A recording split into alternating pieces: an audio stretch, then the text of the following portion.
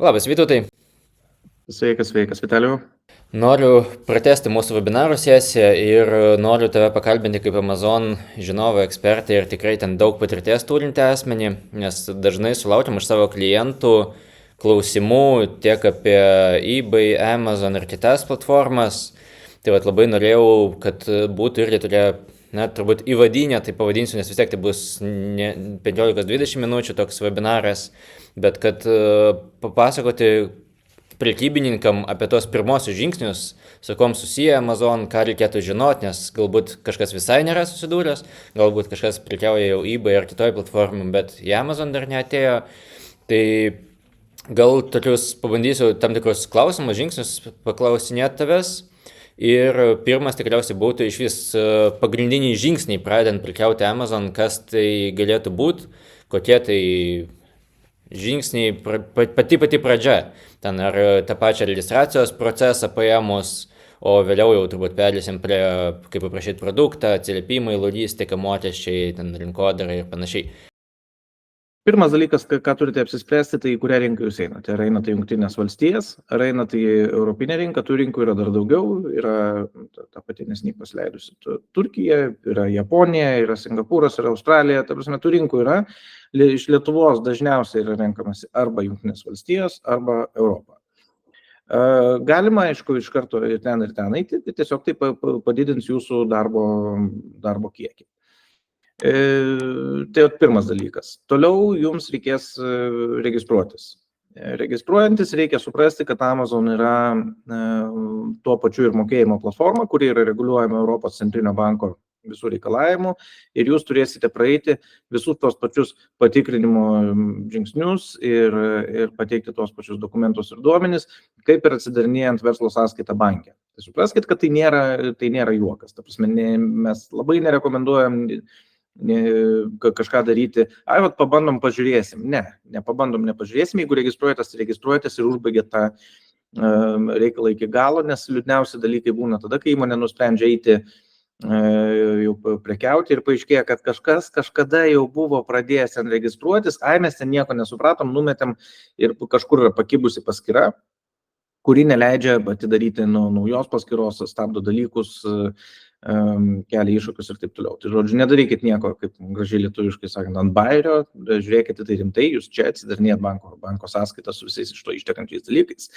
Iš jūsų paprašys informacijos apie verslą, iš jūsų paprašys informacijos apie jo beneficiarus, iki fizinių asmenų turinčių 25 ir daugiau procentų, tai visiškai tas KYC pilna patikra ir atitinkamai visų dokumentų, kuriems reikalavimai irgi yra pakankamai griežti, kokią formą tie dokumentai, kokie konkrečiai dokumentai turi būti, kokią formą jie turi būti pateikti, tai yra ten PDF-as atitrauktas nuo kraštelio, kad nebūtų nukastas nei milimetras ten paso, skano ir taip toliau.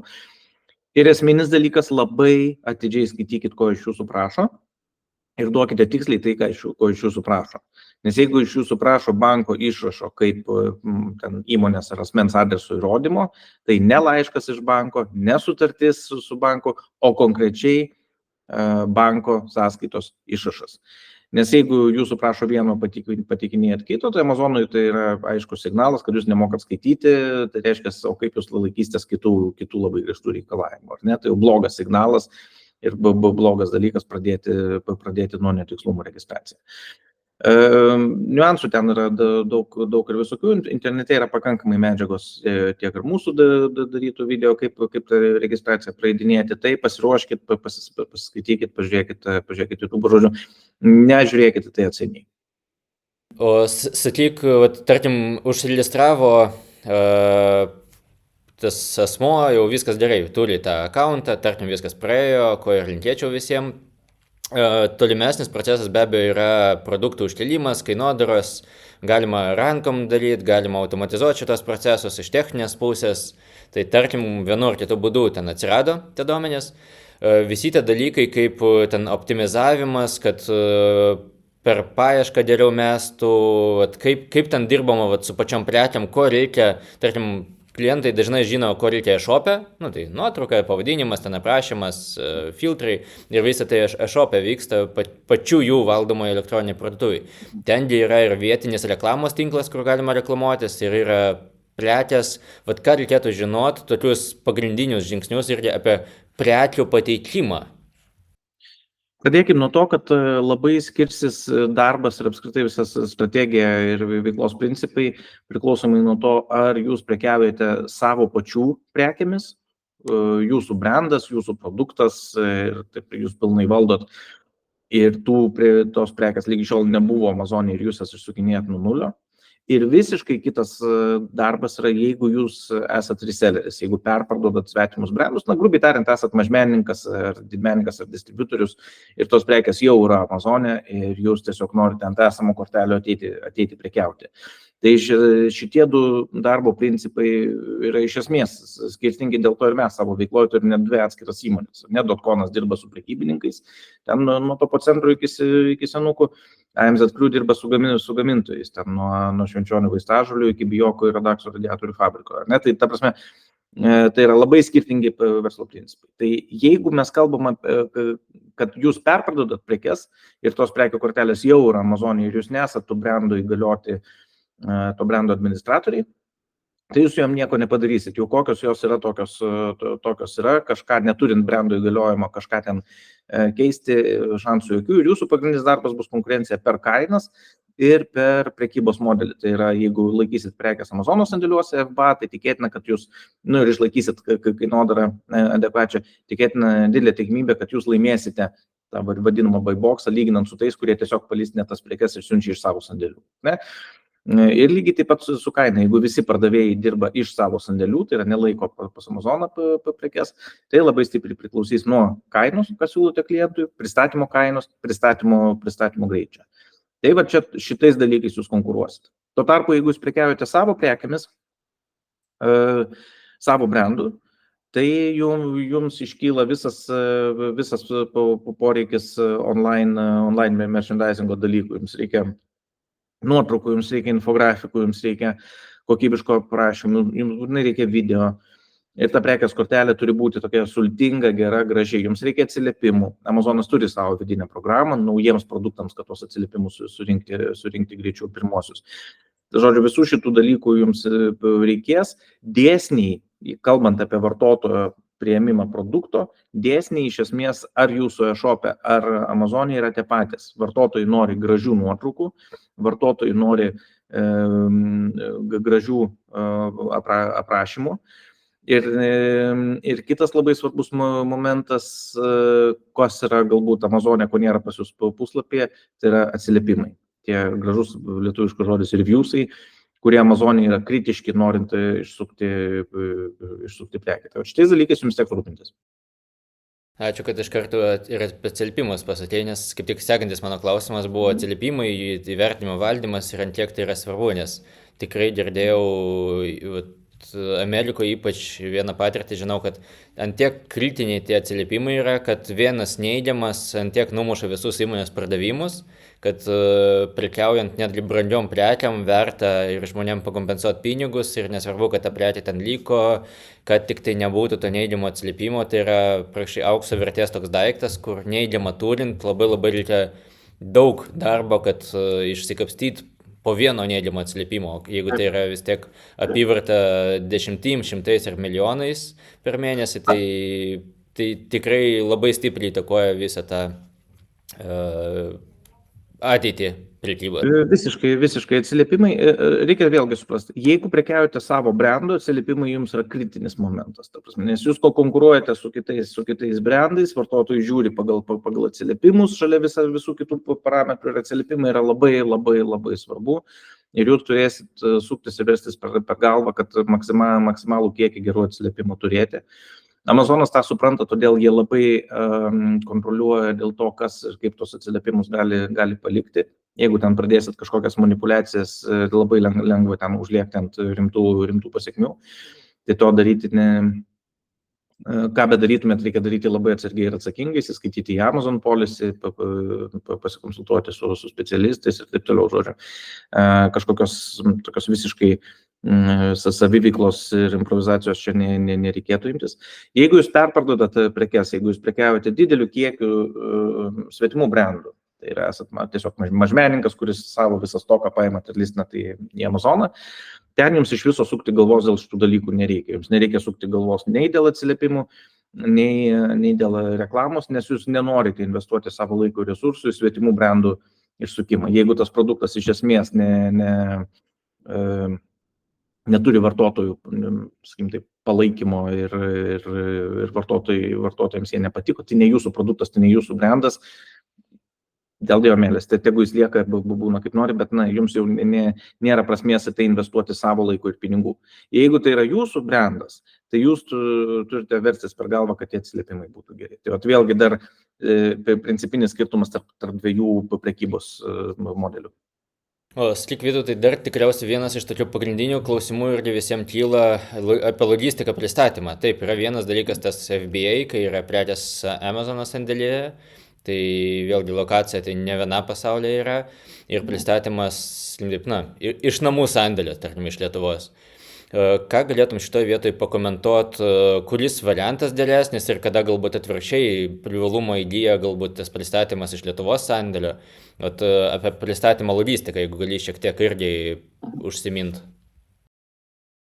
Amazon vienas iš išskirtinumų lyginant su kitom platformom, tai yra būtent tai, kad jie vieni pirmųjų pasiūlė ir ko gero vieninteliai, kurie taip stipriai išplėtojo būtent tą FBA paslaugą, tai yra prekyba iš savo sandėlių.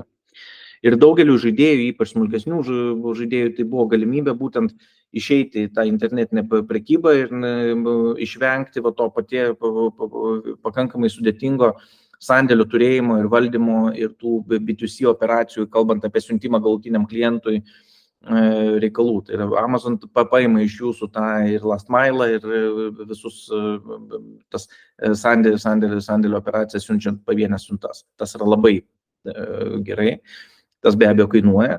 Kitas momentas, kad prekės, kurios guli Amazono sandėlyje, jos automatiškai dalyvauja Amazon Prime lojalumo programoje ir vartotojai, kurie yra toje programoje, gauna prekes, gauna nemokamą labai greitą pristatymą iš Amazono ir dėl tos prekės, jos automatiškai yra patrauklesnės ir vartotojai jas mieliau perka ir Amazono algoritmuose tos prekės visą laiką turi pirmenybę tiek dėl buyboxo kovoje, tiek bendrose reitinguose tas buvimas sandėly labai stipriai prideda. Nepaisant to, mūsų didžiausi klientai dirba iš savo sandėlių, tai arba dėl to, kad jie prekiauja labai tokiam gremėzdiškom prekiam, ten kokiais sodo nameliais ir panašiai, kas tiesiog tu negali jų paguldyti į sandėlį, arba dėl to, kad jų asortimentas yra toks platus, mes kalbam 100 000 SKU, kad jo viso patalpinti Amazono sandėlį neįmanoma ir tada tenka dirbti iš savo sandėlių. Tai iš savo sandėlių dirbant, vienas iš kritinių momentų yra, aišku, logistikos kainos, nes tai didina jūsų kaštus, jūs galite tą siuntimo kainą perkelti ant kliento, bet ne visi klientai dėl to patenkinti būna. Tai dažnai tie kaštai arba slėpiami po maržą, arba ant kliento perkeliama tik tai dalis. Jeigu siuntimas kainuoja 20, klientui ten prašoma, kad jis susimokėtų 10, taip toliau ir panašiai. Tų modelių kainodara, ten jau reikia matricėlę susidėliojus, nuspręsti, kaip daryti. Labai svarbu yra pristatymo greitis. Nes jeigu yra du pardavėjai parduodantis tą pačią prekę už tą pačią kainą ir iš savo sandėlių, tai tas, kurio pristatymo greitis nurodytas geresnis greitis, tai yra per trumpesnį laiką pristatys, tai tas tikėtinai ir gaus buyboxą. Tai tiek būtų jums ir labai svarbu yra tas patikimumas pristatymo. Prie brangesnių prekių labai svarbu pristatyti su tuo vadinamu POD, Proof of Delivery, kad būtų pasirašytas įteikimas, nes po to kyla klausimų dėl gavau, negavau prekės, kompensuokit, nekompensuokit ir taip toliau. Tai paprastai tie, kurie žaidžia būtent iš savo sandėlių, tai sakau, jeigu tai yra labai gremėzdiškos didelės prekės, tai jūs su jom nelabai kažką padarysi, bet tie, kas žaidžia su labai dideliais asortimentais, tai paprastai būna taip, kad ilgainiui dalis stoko, tai yra, nes tu prekiauji, eina statistika, tu matai, mes aišku darom tas analizės kiekvieną dieną, mes matom, kurių prekių parduodama daugiausiai, tarkim, su šitom prekiam mes nuolatos esam konkurencingiausi ir laimim buyboxą, tai tikrai verta paimti ir supakuoti tam tikrą prie tų prekių kiekį ir perkelti jos į Amazono sandėlį, nes tai jų pardavimus pirmiausia, dažniausiai tai atpigina logistika, tai yra, siūsti iš Amazono sandėlio galutiniam pirkėjui dažnai yra pigiau negu iš Lietuvos. Ir ženkliai padidina jų pardavimų kiekius. Tai vat šitai, tai mes turim žaidėjų, kurie pradėjo, tarkim, ten turėjo 100 000 SKU listino kaip FBM, tai yra prekyba iš savo sandėlių, bet ilgainiui vos ne 80% pas juos dabar eina per FBA, nes pačias einamiausias prekes jie perkelia į Amazono sandėlius, tuo darydami jas dar labiau judančias. Aišku, egzistuoja rizika, kad tu užveši tenais daugiau prekių, išlys kažkoks konkurentas su geresnė kaina, na ir tavo konkurencingumas dingo, o prekės jau ten Amazono sandėly ir ką su juom toliau daryti. Na, šitie dalykai yra neišvengiami, čia yra biznio rizika. Mes, aišku, padedam tą visą reikalą mitiguoti kaip įmanoma, bet, na, vis tiek tokių dalykų būna. Esminis momentas, ką reikia žinoti, Europoje į Amazon sandėlius, jeigu veži prekes, privalai turėti tos šalies PVM kodą. Tai jeigu nori prekiauti Vokietijoje iš Amazon sandėlių, turi turėti vokišką PVM kodą. Tas dažnai išgąsdina, kaip čia dabar tai ką mums įmonė Vokietijoje atsidarinėti. Ne, lietuviška įmonė gali turėti bet kurios Europos šalies PVM kodą. Yra įmonės tarpininkai, kurie leidžia tos PVM kodus, padeda tos PVM kodus gauti ir po to teikti tas deklaracijas. Tai nekainuoja kažkokių kosminių pinigų, bet vis tiek tai yra papildomas toks dalykas, kurį reikia nusimatyti. Prekyba iš savo sandėlių, tai ten jau yra reikalavimai to OSS-o, One Stop Shop vato visos deklaracijos, čia jau jūs pakonsultuosiu jūsų buhalteriai ir ten mokesčių konsultantai. Tai tokie būtų pagrindiniai skirtumai. Prekiaujant Jungtinėse valstijose, ten jie PVM kaip po tokio neturi, tai žymiai lengviau yra, aišku, tiesiog nusinti prekes ir jos ten guli, su sąlyga, kad ten išsimūtina ir visą kitką. Jo, ir sekantis, kaip tik norėjau truputį apie mokesčius, PVM, OSA, tai apie mokesčius gal iš pačio Amazono pusės, maždaug ko galima tikėtis prekybininkam, kiek žinau, ten yra kiekvienai kategorijai skirtingas procentas, tai čia turbūt galima atskirai dar valandą apie tai šnekėti, bet jeigu taip bandyti surezimuoti, kad maždaug duot kažkokias gairės neprekiaujantiems, kad kažkokį suvokimą turėtų apie tai. Na, pagrindiniai kaštai Amazone, jie yra kintami, yra mėnesinis mokestis, kuris ten yra 40 ar 50 eurų, aš jau dabar neatsimenu, bet šitam regione. Tai čia yra fiksuoti kaštai. Absoliuti dauguma kaštų yra kintamieji, tai yra Amazono komisas nuo visos pirkėjo sumokėtos sumos, tai yra ir su PVM, ir su pristatymu. Standartinis komisas jų yra 15%. Tai atitinkamai, turint omeny, kad tai yra iki PVM skaičiavimo, tai yra labiau 18% negu 15%, tai tą turėkite omeny skaičiuodami, čia neapsigaukit. Bet skirtingom kategorijom būna skirtingi komisai, pavyzdžiui, elektronikai tai yra 7%, DIY kategorijai, ten įrankiai ir panašiai 12%, reikia užžiūrėti. Yra laisvai prieinami viešai Amazonų tie kainininkai, jie nuolatos kinta. Tai reikia, yra. Toliau yra FBA kaina, tai yra prekių sandėliavimo Amazono sandėly ir išsiuntimo galutiniam klientui. Kaina, vėlgi tie kainoraščiai yra vieši, kai googlinsit, tai vadinasi, man atrodo, FBA Rate Card ir pačią šviežiausią išsitrauksit, ten ta FBA kainodara priklauso realiai nuo prekės dydžio svorio. Tai yra turi svoris. Šitasgi sandėliavimas skaičiuojamas pagal kubinius metrus irgi skiriasi, ten paskutinių metų ketvirtis yra brangesnis, ten prieš kalėdas, kitų metų kažkiek pigesnis, tos FBA kainos jos kiekvienais metais praktiškai po porą kartų į metus vos ne jos kyla, todėl irgi reikia gerai pasiskaičiuoti. Tai iš pagrindinių tokių dedamųjų kainodarų tai bus Amazono mokestis, komisas, FBA mokestis ir po to mes ateinam prie reklamos. Reklama yra neišvengiama, jeigu jūs prekiaujat savo prekinių ženklų, turite savo brandą. Tai mūsų rekomendacija yra taip jau įsibiudžetuoti 10-15% nuo apyvartos skirti reklamai, sunku kažką apčiuopiamą padaryti su mažiau, tai šitai turi būti jūsų verslo modelyje. Suprantama, kad pradžioj tik pradėjus prekiauti, tik įvedant naują prekę ar produktą, tos sąnaudos bus gerokai didesnės, jos gali sudaryti 100% nuo pardavimo kainos, kitą kartą gali ir daugiau. Bet ilgainiui, optimizuojant reklamą, tai maždaug 10-15% yra sveikas skaičius, tam tikrose kategorijose tai gali būti ir daugiau, ne, ir būna daugiau.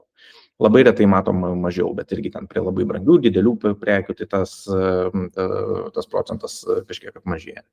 Va, jeigu jūs prekiaujat svetimom prekiam, iš jūsų dėl šito galvos nesukat, tikrai neinvestuokit savo pinigų reklamuoti svetimus brandus. Jums tai neduos jokios naudos, nes kadangi nebent jūs turite kažkokį tai ekskliuzyvumą to brando atstovavime Amazone, pardavimo Amazone, nėra kitų pardavėjų, ir jūs esat sutarę su brando savininku dėl kažkokių tai tų reklamos sąnaudų kompensavimo. Priešingų atveju ant tos kortelės gali prekiauti kas nori ir jūs investuosit savo pinigus, kad ją iškelti ir išlys dar 20 pardavėjų su tą pačią prekę ir prekiaus ir naudosis to džiaugsmu ir ne faktas, kad jūs turėsite buyboxą. Tai šitoje vietoje svetimus brandus reklamuojant, tai būkit atsargus, su savom prekiam, savų brandų tai yra privalomas dalykas.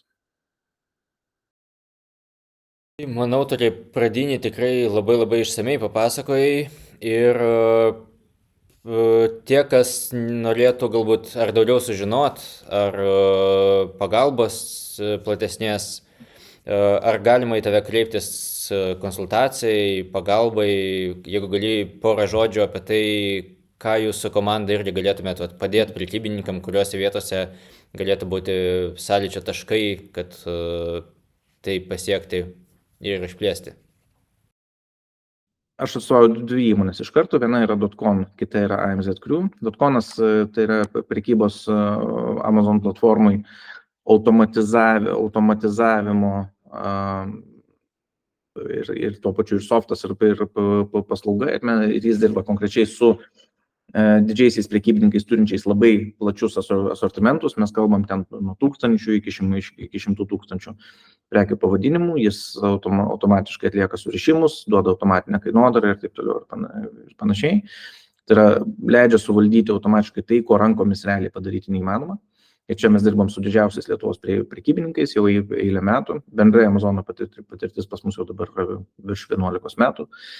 Jeigu žiūrėti į antrą mūsų įmonę AMZ Crew, tai yra Amazon paskyrų valdymo įmonė, kuri dirba pagrindę su gamintojais arba prekinių ženklų savininkais atstovais. Ir tai yra iš principo skirtingas biznis, nes labai stiprus akcentas eina ant būtent reklamos, marketinginės veiklos, FBA valdymo dalykų, FBA ir .com pusėje.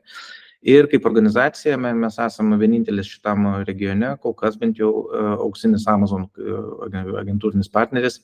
Mes turim kontaktus tiesiai viduje Amazon ir sprendžiam dalykus, kurių šiaip jau atėjus iš gatvės išspręsti nelabai išeina. Tai tiek ir būtų.